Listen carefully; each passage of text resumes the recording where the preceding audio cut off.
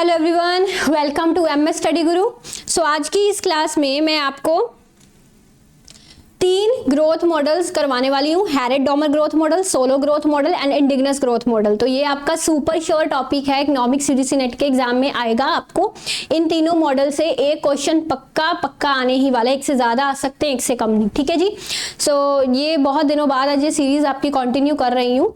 अभी ये जो सीरीज आपकी चल रही है सुपर श्योर टॉपिक्स वाली, इसमें मैं 5 से 6 सेशन ले चुकी हूँ और इसकी सारी प्लेलिस्ट बनी हुई है। आप प्लेलिस्ट में जाकर इसके पुराने सारे सेशंस भी देखिएगा। नए आए हैं चैनल पर तो सब्सक्राइब जरूर कर लीजिएगा। पूरी जानकारी लेने के लिए वीडियो को एंड तक देखिएगा। डिस्क्रिप्शन में मेरा टेलीग्राम चैनल का लिंक आपको दिया गया है, उसको आप फॉलो कर लीजिएगा। वहां पे आपको मेरी सभी क्लासेस के अपडेट्स मिल जाएंगे एंड मेरी अनअकैडमी की प्रोफाइल का लिंक भी डिस्क्रिप्शन में है। वहां पर आप मेरी फ्री क्लासेस भी देख सकते हैं, प्लस सब्सक्रिप्शन ले सकते हैं। मेरा पूरा कोर्स यूजीसी नेट इकोनॉमिक्स का अगर आप ज्वाइन करना चाहते हैं, जिसमें आपका नेट जेआरएफ इकोनॉमिक्स का A to Z सारा सिलेबस कवर होगा और आपके डाउट्स भी सॉल्व होंगे और अगले बार के नेट जेआरएफ इकोनॉमिक्स की के लिए की पॉसिबिलिटी जो है आपके लिए 100% जो है वो हो जाएगी। और इसके अलावा मेरी बेस्ट सेलिंग इकोनॉमिक्स की बुक का लिंक भी डिस्क्रिप्शन में दिया गया है। So let's start from the Harrod Domar growth model. तो देखिए, ये सुपर शॉर्ट टॉपिक्स है आपके, जिसमें मैं आपको ये तीनों मॉडल्स बड़ी ही इजी स्पेसिफिक जो क्वेश्चंस एग्जाम में पूछे जाते हैं उसके अकॉर्डिंगली ही ये मॉडल्स आपको करवाऊंगी, ठीक है। अगर आपको पूरा कंप्लीट ये स्टडी करना है, पूरे ग्रोथ मॉडल्स को देखना है, तो इसके लिए भी मेरी इसी चैनल पर प्लेलिस्ट बनी हुई है ग्रोथ एंड डेवलपमेंट मॉडल्स की। वहां पर जाकर आप मेरे सारे growth and development models detail में पढ़ सकते हैं, ठीक है जी। चलो,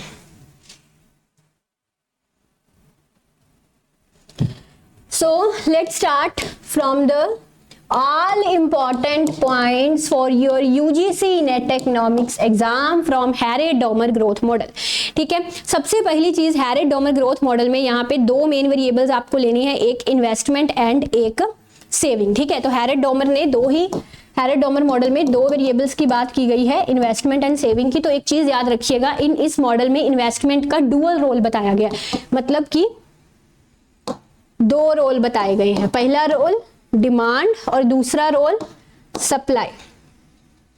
यानी कि जो हमारी इन्वेस्टमेंट है वो इनकम भी क्रिएट करती है और इनकम क्रिएट होने से डिमांड बढ़ती है, और दूसरी तरफ जो इन्वेस्टमेंट है वो प्रोडक्टिव कैपेसिटी भी जनरेट करती है। प्रोडक्टिव कैपेसिटी, इकोनॉमी में प्रोडक्शन करने की कैपेसिटी बढ़ेगी तो सप्लाई बढ़ेगी। तो ये डुअल इफेक्ट दिया गया है इन्वेस्टमेंट का। मेन एजम्पशंस जो है ना इस मॉडल की, उसमें पहली एजम्पशन जो हम बेसिकली इकोनॉमिक्स के सारे मॉडल्स में पढ़ते हैं, कौन सी एजम्पशन होती है? There is a perfect competition, there is a full employment, ठीक है, वही चीजें। सो 2 मेन वेरिएबल्स है, इन्वेस्टमेंट सेविंग। इन्वेस्टमेंट का डुअल रोल है, डिमांड जनरेट भी करता है, सप्लाई भी जनरेट करता है। फुल एम्प्लॉयमेंट है, कांस्टेंट रिटर्न्स टू स्केल है, constant returns to scale and returns to factor. ये दोनों अलग अलग कंसेप्ट्स हैं जो हम माइक्रो इकोनॉमिक्स के कोर्स में पूरा डिटेल में पढ़ चुके हैं कि रिटर्न्स टू स्केल क्या होता है, रिटर्न्स टू फैक्टर क्या होता है। तो आप उसके लिए मेरी वो क्लास जाकर देख सकते हैं।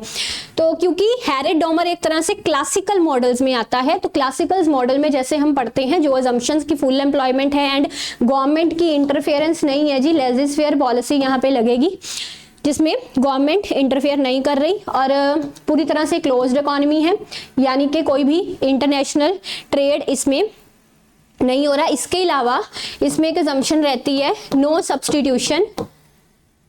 Substitution between capital and labour. 2 factors हैं, कैपिटल एंड लेबर, दोनों में सब्सटीट्यूशन किसी भी तरह से नहीं हो सकती, ठीक है। इसका अगर हम मतलब समझे, नो सब्सटीट्यूशन बिटवीन कैपिटल, एक सिंपल सी एग्जांपल बताती हूँ। मैं आपको पढ़ा रही हूँ, मैं लेबर हूँ, ठीक है। ये बोर्ड जो लगा हुआ है ये टेक्नोलॉजी है, ये कैपिटल है। अगर मैं कहूँ कि मैं और ये बोर्ड, ठीक है, ये सब्सटीट्यूट्स हैं, यानी कि मेरे जाने से आप एक और बोर्ड लगा लेंगे और उन 2 बोर्ड्स के जरिए पढ़ लेंगे। बात समझे कि अगर मैं कैपिटल को बढ़ा दूं और लेबर को कम कर दूं तो काम चल जाएगा, यानी कि मेरी जगह एक और बोर्ड ले सकता है, आपको पढ़ा सकता है आके। Is it possible? नहीं पॉसिबल ना ये। या फिर अगर बोर्ड ना हो, यहाँ पर 2 लेबर यानी कि 2 टीचर्स आ जाए, तो मतलब ये कहने का कि यहाँ पे लेबर एंड कैपिटल सब्सटीट्यूट नहीं है बिल्कुल भी इस एग्जाम्पल में। क्यों? क्योंकि मैं और ये बोर्ड हम कंप्लीमेंट्री हैं, दोनों मिलकर आपको पढ़ा रहे हैं, है ना, सब्सटीट्यूट्स नहीं है हम दोनों। तो इसी तरह हैरेड डॉमर ने भी कहा कि कैपिटल एंड लेबर सब्सटीट्यूट नहीं हो सकते। कैपिटल की जगह पर अगर आप लेबर ज्यादा ले लें और कहें कि वो कैपिटल को रिप्लेस कर लेगा तो नो, इट्स नॉट पॉसिबल। ठीक है, जैसे मुझे बोर्ड एक और बोर्ड रिप्लेस नहीं कर सकता, उसी तरह उसके मॉडल में कैपिटल को लेबर या लेबर को कैपिटल रिप्लेस नहीं कर सकता, यानी कि उनमें सब्सटीट्यूशन नहीं हो सकती। ठीक है, तो ये कुछ बेसिक सी assumptions हैं। अब द इंपॉर्टेंट चीजें अभी स्टार्ट होने जा रही हैं। 3 ग्रोथ के कंसेप्ट इसमें जो हम पढ़ते हैं, that is actual growth rate, warranted growth rate, that is natural growth rate. Actual, warranted, natural. इस बार न्यूमेरिकल क्वेश्चन आपको आया था, G is equal to S/C, that is GW is equal to S/CR। यहां से न्यूमेरिकल क्वेश्चन बनेगा। G का मतलब है ग्रोथ, S का मतलब है मार्जिनल प्रोपेंसिटी टू सेव, ठीक है, और C का मतलब आप यहां पे ले सकते हैं कैपिटल आउटपुट रेशियो। ठीक है, यहाँ कई सोर्सेज में इसको सिर्फ कैपिटल ही कंसीडर किया होता है। इसी तरह अगर आप CR ले रहे हैं so this is required capital output ratio. ठीक है जी, सो ये आपको थोड़े से ग्रोथ के फार्मूले इसमें याद रखने हैं। जो आपकी वारंटेड ग्रोथ रेट है this is full capacity growth rate है, जिसको फुल पोटेंशियल ग्रोथ रेट हम बोलते हैं। एक्चुअल मतलब सिंपली एक्चुअल, है ना, जो असल में है जो, that is full potential growth rate. इसको हम ये भी बोलते हैं कि वो ग्रोथ रेट जिसपे एंटरप्रीनियर्स जो है पूरी तरह से सेटिस्फाइड होते हैं। ठीक है, जिस पॉइंट पर है उस पॉइंट से आपको ऊपर नीचे वो नहीं करना चाहते, एक मैक्सिमम ग्रोथ जिस पर वो पूरी तरह से सेटिस्फाइड है, ऐसी growth that is warranted growth rate. Full potential या एंटरप्रेन्योरियल जिस पर पूरी तरह से सेटिस्फाइड है। फिर जो आपका नेचुरल ग्रोथ रेट आता है that is maximum growth rate, मतलब कंट्री में जो सोर्सेज अवेलेबल हैं उससे जितनी ग्रोथ हासिल की जा सकती है। हमारी इकोनॉमी में जितना पॉपुलेशन है, जितनी टेक्नोलॉजी है, उससे ज्यादा जितनी ग्रोथ अचीव की जा सकती है, मैक्सिमम अचीवेबल ग्रोथ, वो नेचुरल में आएगा। ठीक है जी, अब इसके बाद जो हैरेड डॉमर के मॉडल में हम नाइफ एज इक्विलिब्रियम लेते हैं ना, वो लेते हैं जब तीनों ग्रोथ रेट्स इक्वल हैं, GA, GW एंड GL। इसको नाइफ एज इसलिए बोलते हैं क्योंकि ये चाकू की नोक पे बना हुआ है ना। जो चीज चाकू की नोक पे बनी होती है उसके डिवर्जेंस की, उसके डिस्ट्रॉय होने की पूरी मतलब वो होती है कि चांसेस होते हैं, है ना, कि ये चीज डिस्ट्रॉय हो सकती है क्योंकि चाकू की नोक पे बनी हुई है। तो इसी तरह से ये जो इक्विलिब्रियम है इसमें डिवर्जेंसेस पॉसिबल है, इसलिए इसको नाइफ एज इक्विलिब्रियम बोलते हैं। क्यों इसको नाइफ एज बोलते हैं? क्योंकि इसमें डिवर्जेंसेस पॉसिबल हैं। क्या पॉसिबल है? डिवर्जेंसेस। डिवर्जेंस का मतलब क्या होता है? इक्विलिब्रियम से दूर जाना। ये इक्विलिब्रियम है, इक्विलिब्रियम से दूर जा रही हूं, दिस इज कॉल्ड डिवर्जेंस। कन्वर्जेंस क्या होता है? इक्विलिब्रियम के पास आना, यहां पर हूं, ये इक्विलिब्रियम के पास आ रही हूं, दिस इज कन्वर्जेंस। ये कन्वर्जेंस का कंसेप्ट किस मॉडल में यूज हुआ है? सोलो के मॉडल में। ये डिवर्जेंस का कंसेप्ट किस मॉडल में यूज हुआ है? हैरेड डॉमर के मॉडल में। Point to be noted. ठीक है, चलो आगे आप समझते हैं हम। अगर ये डिवर्जेंस आ जाए तो क्या होगा, डेविएशंस आ जाए तो क्या होगा? एक चीज याद रख लीजिए, वारंटेड ग्रोथ रेट जब भी ज्यादा होगा तो इकोनॉमी में डिप्रेशन ही होना है, चाहे वो एक्चुअल से ज्यादा है चाहे वो नेचुरल से ज्यादा है। ठीक है, जब भी वारंटेड रेट ज्यादा है तो इकोनॉमी में डिप्रेशन ही होना है। जब वारंटेड रेट कम है, चाहे एक्चुअल से कम है चाहे नेचुरल से कम है, इकोनॉमी में इन्फ्लेशन या प्रोस्पेरिटी ही होनी है। ठीक है, एक चीज समझ लीजिए, वारंटेड ग्रोथ रेट का फार्मूला होता है S/CR। अगर वारंटेड ग्रोथ रेट ज्यादा है दैट मींस CR कम है, क्योंकि इनवर्सली रिलेटेड है। अगर वारंटेड ग्रोथ रेट कम है यानी कि CR ज्यादा है। ठीक है, ये दोनों इनवर्सली रिलेट करते हैं। समझ गए बात को? इन्फ्लेशन जिसको हम बूम, प्रोस्पेरिटी जिसमें सारे वेरिएबल्स बढ़ते हैं, पता है ना, प्रॉफिट, इनकम, एम्प्लॉयमेंट सब बढ़ता है। डिप्रेशन, मंदी, डिफ्लेशन, प्राइजेस, एम्प्लॉयमेंट, प्रॉफिट सब कम हो गए। समझ गए? हैरेड 1939 एंड 1946 यहाँ पे लिख लीजिए, 1939 1946। ठीक है जी, तो ये आपका हैरेड का पोर्शन कवर हो गया। अब हम बात करते हैं डोमर के पोर्शन की। तो जो डोमर है ना, डोमर ने भी इसी तरह इक्वेशंस दी हैं जैसे हैरेड ने दी हैं। डोमर ने यहाँ पे दो साइड्स ली हैं, demand side and supply side. ठीक है। तो दोनों साइड्स की उसने आपको दो दो इक्वेशंस दी हैं, demand side and supply side की। डिमांड साइड की इक्वेशन होती है Y D is equal to I over alpha, I over alpha. I क्या है यहाँ पे, इन्वेस्टमेंट, और अल्फा यहाँ पे एमपीएस होता है, मार्जिनल प्रोपेंसिटी टू सेव। जैसे हमने हैरेड के मॉडल में एमपीएस को स्मॉल एस कंसीडर किया था, इस मॉडल में एमपीएस को अल्फा कंसीडर किया गया। दूसरी है सप्लाई साइड, इसमें होता है सिग्मा के ले लो, दैट इज सिग्मा के, या मैं इसको ओके भी बोल देती होती हूँ, इसको चाहे ओ ले लो आप, ओके है ना, चाहे सिग्मा के ले लो। तो here sigma is productivity of capital. क्या है ये, that is productivity of capital. और के क्या है यहाँ पे, दैट इज रियल कैपिटल। अब जैसे हैरेड के ग्रोथ मॉडल में हमने नाइफ एज इक्विलिब्रियम पढ़ा था ना, इसमें भी होता है, बट इसके इक्विलिब्रियम को हम रेजर एज इक्विलिब्रियम बोल देते हैं, रेजर एज इक्विलिब्रियम। इसमें भी डेविएशंस पॉसिबल है, इसीलिए इसको रेजर एज बोल रहे हैं।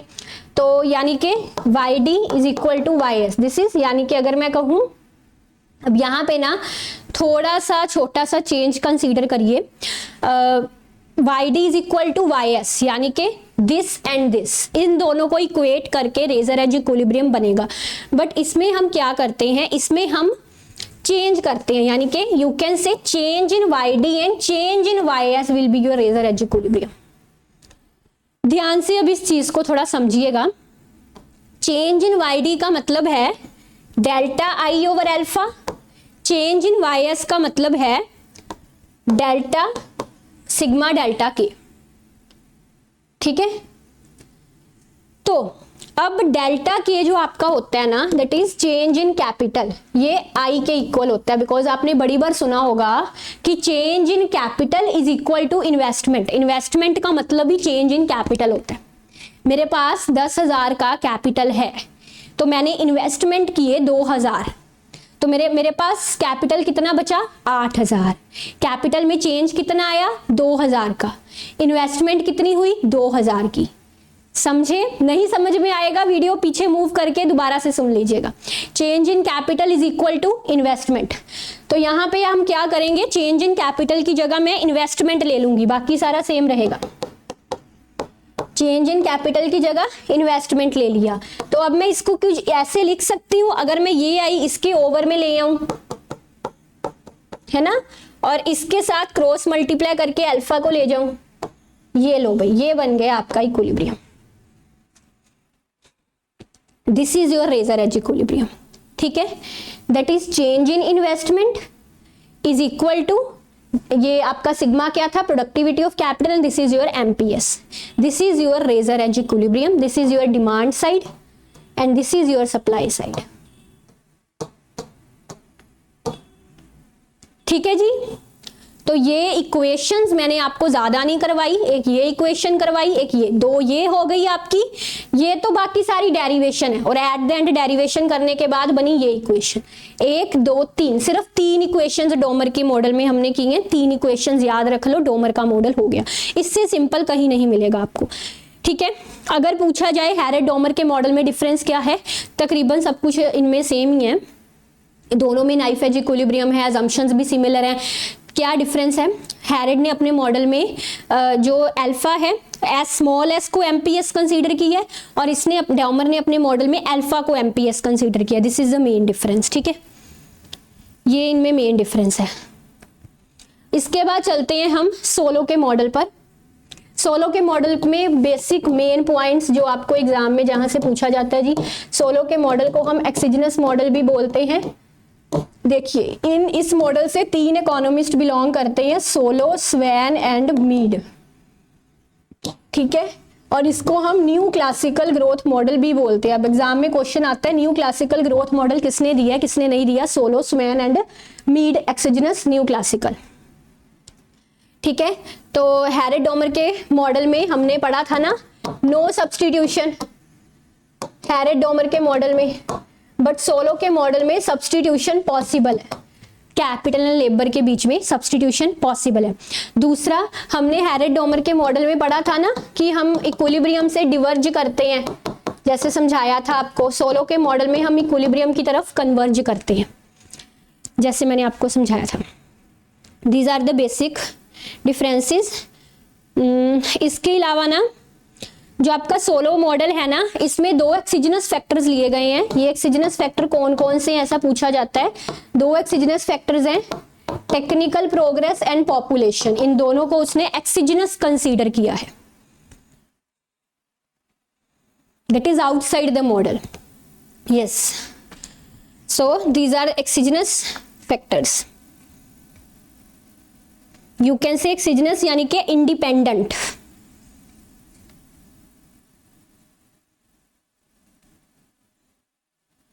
बाकी इसमें assumptions वही हैं सेम। अब चलते हैं इंडिजिनस ग्रोथ मॉडल की तरफ। जो इंडिजिनस ग्रोथ मॉडल है ना, purely related to 3 economist only.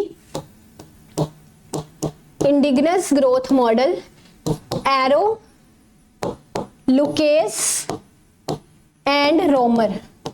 अब सबसे इंपॉर्टेंट चीज जो इंडिजिनस ग्रोथ मॉडल में सामने आती है, इसमें ना इंक्रीजिंग रिटर्न्स टू फैक्टर होता है। क्या होता है? Increasing returns to factor. और रिटर्न्स टू स्केल भी इसमें इंक्रीजिंग होता है। You can say increasing returns to scale जब मैं सभी फैक्टर्स को कंसीडर करूं,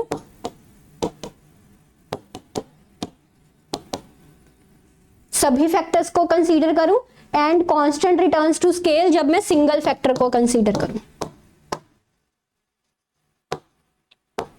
देखिए, इससे पहले जो मैंने मॉडल्स पढ़े थे ना, सोलो का एंड हैरेड डॉमर का, ध्यान से मेरी बात सुनिएगा। सोलो का एंड हैरेड डॉमर के मॉडल में रिटर्न्स टू स्केल तो कांस्टेंट होता है, बट नॉर्मली हम जितने भी इकोनॉमिक्स के मॉडल्स पढ़ते हैं ना, उसमें रिटर्न्स टू फैक्टर डिमिनिश होता है। आपको पता होगा, बेस्ट स्टेज प्रोडक्शन की मैंने बताया हुआ है डिमिनिशिंग रिटर्न्स टू फैक्टर, है ना, जहाँ पे आपका टोटल प्रोडक्ट जो है वो मैक्सिमम हो जाता है, आपका मार्जिनल प्रोडक्ट डिमिनिश होना शुरू हो जाता है, टोटल प्रोडक्ट आपका बढ़ रहा होता है डिमिनिशिंग रेट पे। सारे लॉस पढ़ाए हुए हैं। सो बेसिकली इकोनॉमिक्स में जब भी हम मॉडल्स पढ़ते हैं, उसमें रिटर्न्स टू स्केल तो कांस्टेंट होता है, यानी कि जितना इनपुट बढ़ेगा उतना आउटपुट बढ़ेगा। But diminishing returns to factor, returns to factor diminish होता है। जब मैं एक्स्ट्रा यूनिट्स लगाती जाऊंगी लेबर के, तो जो मेरा आउटपुट है वो धीरे धीरे डिमिनिशिंग रेट पे बढ़ना शुरू हो जाएगा, धीरे धीरे डिमिनिश, मार्जिनल प्रोडक्ट डिमिनिश होना शुरू हो जाएगा, है ना। ज्यादा से ज्यादा फैक्टर्स को जब मैं, वेरिएबल फैक्टर्स को जब मैं फिक्स्ड फैक्टर से कंबाइन करती जाऊंगी, जैसे फिक्स्ड लैंड है, फिक्स्ड लैंड पर मैं ज्यादा से ज्यादा लेबर लगाती जाऊंगी, तो मार्जिनल प्रोडक्ट कम होना शुरू हो जाएगा। That is a diminishing returns वाला ना। बट ये जो आपका इंडिजिनस ग्रोथ थ्योरी है ना, इसमें हम इंक्रीजिंग रिटर्न्स टू फैक्टर लेते हैं। दैट्स वाई ये अजम्पशन इस मॉडल को बड़ा इंपॉर्टेंट बना देती है। इंक्रीजिंग रिटर्न्स टू फैक्टर इसमें क्यों है? क्योंकि इस मॉडल में ना ह्यूमन कैपिटल पर इन्वेस्टमेंट की बात की गई है। किस पर? ह्यूमन कैपिटल पर। इस मॉडल में कहा गया है कि जो ह्यूमन की नॉलेज पर या ह्यूमन की स्किल पर जो इन्वेस्टमेंट की जाती है ना, that is more important than physical investment. Physical investment समझते हो, जो कंट्री की डेवलपमेंट के लिए रोड्स, डैम्स, ये सब चीज़ों पर इन्वेस्टमेंट। ह्यूमन कैपिटल जो ह्यूमन पर की जा रही है, ह्यूमन की स्किल्स पर की जा रही है, तो उसने इसमें ना ह्यूमन कैपिटल को ज़्यादा इंपॉर्टेंस दी है। इसलिए उसने क्या है, अब human capital increasing returns to scale, increasing returns to factor, इसकी वजह से आए हैं, ह्यूमन कैपिटल में के कारण। ठीक है, आप सबको पता है कि जब किसी फिजिकली किसी एसेट पर इन्वेस्टमेंट लगाई जाए तो एक दिन उसमें डेप्रिसिएशन होता है। अगर कोई रोड बना लिया जाए तो एक दिन वो रोड डैमेज होगा, डेप्रिसिएशन कॉस्ट लगेगी। बट अगर किसी एक ह्यूमन को पढ़ा दिया जाए, वो आने वाली अपनी पीढ़ियों को पढ़ाएगा, वो आगे आने वाली पीढ़ियों को पढ़ाएगा, वो इंक्रीजिंग रिटर्न जनरेट उससे होते जाएंगे, उससे डिमिनिशिंग रिटर्न नहीं आएगा। ठीक है, तो that is the most important assumption. तो इसमें एक चीज और है, टेक्निकल प्रोग्रेस जो है ना, उसको इंडिजिनस लिया गया। जैसे पहले मॉडल में हमने एक्सिजिनस लिया था ना टेक्निकल प्रोग्रेस को, इसमें टेक्निकल प्रोग्रेस को इंडिजिनस यानी कि डिपेंडेंट कंसीडर किया गया। टेक्निकल प्रोग्रेस डिपेंड करता है कैपिटल एक्यूमुलेशन पर। कहता है टेक्निकल प्रोग्रेस तभी होगा अगर कैपिटल, पूंजी होगी। ठीक है, अब इसमें एक और ये इसमें एक क्वेश्चन आ जाता है, जैसे एजम्पशन में से ये उठकर आता है क्वेश्चन कि जो सेविंग रेट होता है ना दैट इज एक्सिजनसली डिटरमाइंड, यानी कि सेविंग रेट जो है वो इंडिपेंडेंट है, यू कैन से वो कांस्टेंट है। ठीक है, सेविंग रेट एक्सिजनस वेरिएबल इसमें लिया गया, यानी कि इंडिपेंडेंट यानी कि कांस्टेंट लिया गया। ठीक है जी। इसके बाद हमने जो 3 इकोनॉमिस्ट की बात की थी ना, एरो, लुकेस, रोमर, इन तीनों के थोड़े थोड़े व्यू पॉइंट से समझते हैं। अब एरो के बारे में आपको सबको पता ही होगा I think. Learning by doing का जिसने कंसेप्ट दिया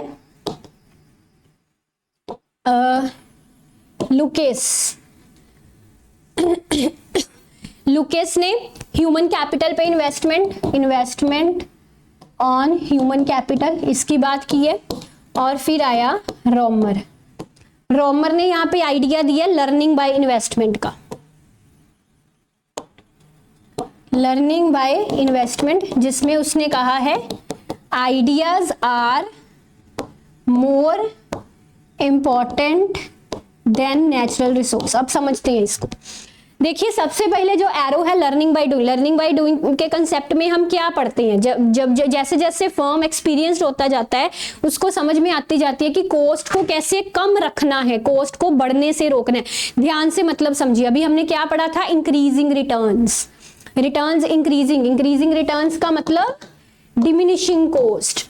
ठीक है, तो एरो क्या बात कर रहा है, कॉस्ट को डिमिनिश करने की बात कर रहा है कि जब फर्म एक्सपीरियंस हो जाता है, कर करके सीख जाता है चीजों को, तो वो अपनी कॉस्ट को कम ही रखता है, उसको बढ़ने नहीं देता, जिस कारण कॉस्ट कम रहती है और रिटर्न्स बढ़ते हैं। समझ गए बात। फिर दूसरा जो लुकेस जिसने बात की है इन्वेस्टमेंट इन ह्यूमन कैपिटल वाली बात मैंने आपको समझा ही दी कि अगर ह्यूमन कैपिटल पर इन्वेस्टमेंट होगी तो ये इंक्रीजिंग रिटर्न जनरेट करेगी। तीसरा रोमर, लर्निंग बाय इन्वेस्टमेंट की जिसने बात की है, इसने कहा है कि आइडियाज, नेचुरल सोर्सेस। आपको एक यहाँ पे बात बताती हूँ, जो जापान है ना, जापान जो कंट्री है उसके पास भी कुछ नेचुरल सोर्सेस ज्यादा भरपूर मात्रा में नहीं थे, इंडिया के जितने ही थे सीमित से, बस उसमें लोगों का दिमाग बहुत है। मतलब दैट्स नॉट इम्पॉर्टेंट थिंग कि हमारे पास चीज कितनी है, हम उस चीज को यूज कैसे कर रहे हैं, that is the important thing. Natural resource कम होने पर भी जापान में ने अपने तेज दिमाग, वहां के लोगों के तेज दिमाग ने उन रिसोर्सेज को एफिशिएंटली यूज करके अपने कंट्री को बहुत डेवलप्ड बना लिया। बात समझे? तो यही कुछ इसके कहने का मतलब है कि नेचुरल सोर्सेज की अवेलेबिलिटी चाहे उतनी ना हो, बट जो आइडियाज है ना, कि दिमाग जो है, आइडियाज जो हैं कि उन चीज को यूज कैसे करना है, हमको एफिशिएंटली कैसे उसका यूज करना है, that is the most important thing. और वही ह्यूमन कैपिटल की, ह्यूमन की स्किल्स की बात आ रही है। आइडियाज कहाँ से आएंगे, ह्यूमन की स्किल ही तो है ना एक आइडिया। तो यहाँ पर भी वो आइडियाज यानी कि ह्यूमन की मेंटल स्किल्स की बात कर रहा है। ठीक है, तो ये चीजें, बस इसी के साथ आज का लेक्चर हम खत्म करते हैं। होपफुली आप सबको पसंद आया होगा। तो पसंद आया तो लाइक शेयर जरूर करिएगा, अच्छे अच्छे कमेंट्स दीजिएगा, वीडियो को लाइक शेयर करिएगा। Thank you very much for watching, take care, bye bye.